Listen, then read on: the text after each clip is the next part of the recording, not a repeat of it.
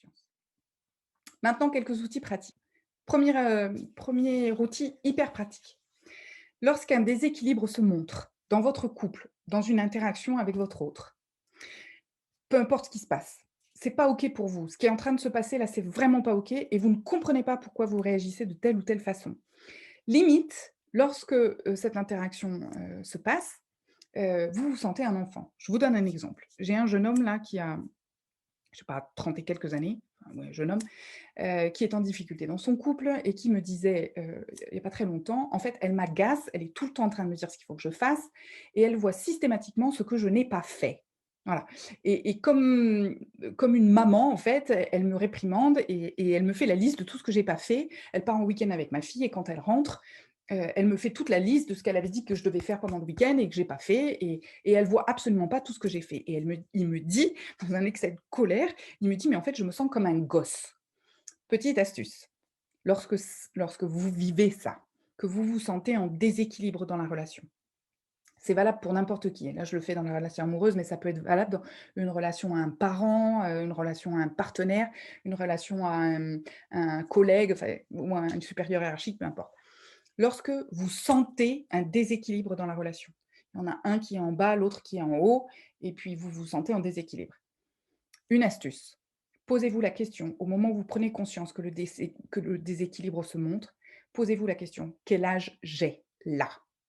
Tout de suite maintenant, là, dans la situation, quel âge j'ai? Ce jeune homme à qui j'ai fait l'exercice m'a dit: «Ah bah, là, clairement, j'ai 4 ans, quoi». Très bien. Donc au moment où vous prenez conscience que dans la réaction que vous avez là, ou comment vous vivez cette situation et cette réaction, vous avez 4 ans, une fois que vous êtes dit quel âge vous avez, répétez-vous votre âge. Et je ne sais plus quel âge il avait, mais 34 et quelques années. Donc, je lui ai dit: «Chaque fois que ça t'arrivera, pose-toi la question: "Quel âge j'ai là, maintenant, dans la situation?"» 4, 8, 9, 10, peu importe et répète-toi dans ta tête: «J'ai 34 ans, j'ai 34 ans, j'ai 34 ans, j'ai 34 ans» et le simple fait de, se répéter son âge va rééquilibrer les choses dans la relation et remettre la relation d'adulte à adulte afin de réagir de façon appropriée. Ça, c'est un premier outil. Donc, quel âge j'ai aujourd'hui? Quel âge j'ai là dans la situation? 4, 8, 7, 10, j'en sais rien, ce qui vous vient spontanément lorsque vous répondez à cette question.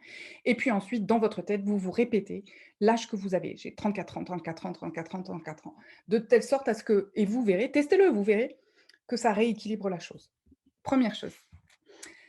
Dans une relation amoureuse, vous devriez garder en tête la possibilité à n'importe quel moment de partir. Je m'explique.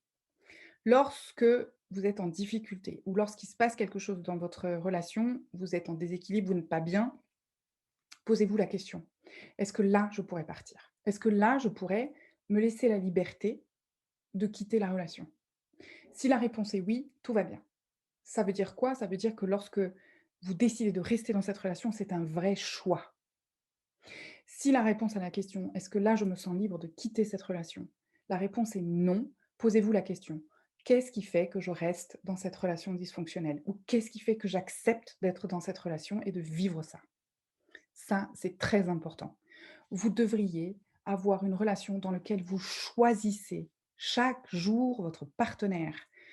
Je sais qu'on signe des contrats et ça, c'est encore l'Occident. On signe pour le meilleur et pour le pire, à vie, nanana, on va mourir ensemble, et cetera. Moi, je vous invite à réfléchir autrement et plutôt que de vous dire: «C'est l'homme de ma vie» ou «C'est la femme de ma vie», qui met une forme de pression à ce que ça marche et à ce que ça dure, dites-vous simplement: «C'est l'homme de ma vie aujourd'hui, c'est la femme de ma vie aujourd'hui». Ce qui veut dire que chaque jour, vous faites le choix conscient de rester avec cette personne et de faire en sorte que ce soit un vrai choix et donc vous vous donnez les moyens pour que les choses vous que vous ayez envie de rester avec ce partenaire, encore ce jour-là. Faire le touriste, ça c'est un autre outil super. Plutôt que de reprocher, de vouloir contrôler, de vouloir faire en sorte que votre partenaire réagisse comme vous, vous voudriez qu'il réagisse pour vous. Vous êtes en train de réagir en fonction de votre propre carte du monde. De grâce, allez découvrir sa carte du monde à lui. Quand il vous dit: «Je voudrais que tu fasses ça, je voudrais» quand vous lui dites: «Je voudrais que tu fasses ça, je voudrais que tu réagisses comme ça», posez plutôt exactement comme quand on va en vacances. Imaginez-vous, on va dans un pays étranger et on découvre une nouvelle culture. Je donne souvent cet exemple du couple franco-japonais, mais quand vous êtes au Japon, vous n'allez pas essayer de convaincre les Japonais de manger avec une fourchette, bon sang. Vous allez découvrir les baguettes, vous intéresser aux baguettes, savoir comment on les tient et à quoi ça sert et comment on fait pour manger, etc. À aucun moment, lorsque vous êtes au Japon, vous arrivez avec votre fourchette et vous imposez à chacun des Japonais que vous croisez de manger avec la fourchette. Pourquoi faites-vous la même chose avec vos partenaires? Pourquoi obligez-vous vos partenaires à manger avec votre fourchette?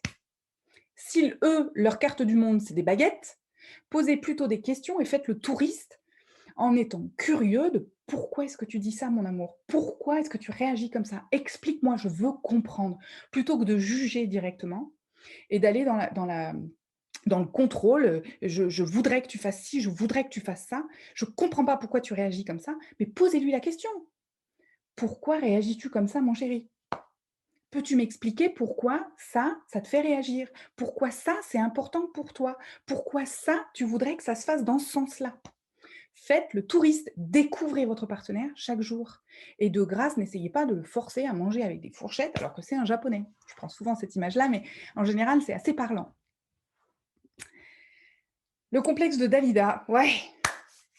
Dalida s'est suicidée parce qu'elle ne supportait plus l'image qu'elle s'était imposée à elle-même. Je rejoins ce que je vous disais tout à l'heure sur le contrat. De grâce, ne me faites pas le complexe de Dalida. C'est pas parce qu'au départ, vous avez décidé d'être une jolie blonde qui chante merveilleusement et qui est très jolie et qui met des robes ci et des robes ça et des machins et des trucs, que vous êtes obligé de rester comme ça jusqu'à la fin de vos jours. Donc pensez à ce complexe de Dalida, ça finit toujours mal que de vouloir s'enfermer dans un personnage. On s'étouffe soi-même à s'enfermer dans un personnage, dans un rôle ou dans un contrat au sein d'un couple.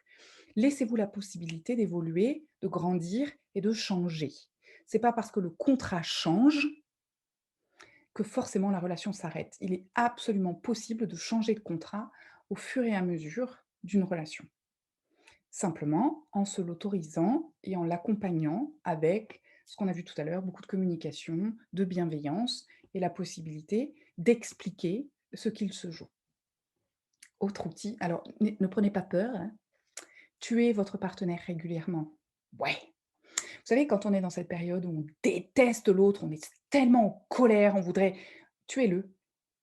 Dans votre imagination, tuez-le et posez-vous la question: «Qu'est-ce qui se passe là, tout de suite, maintenant là, s'il part ou si elle part? Comment je le vis là, tout de suite, maintenant là?» Je peux vous assurer que ça recale.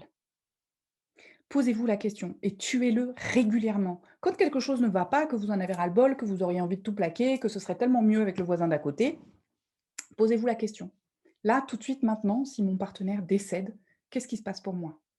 Et posez-vous surtout cette question-là en vous disant: «Qu'est-ce que je changerais dans ma vie aujourd'hui, s'il partait ou si elle partait?» En décédant, hein.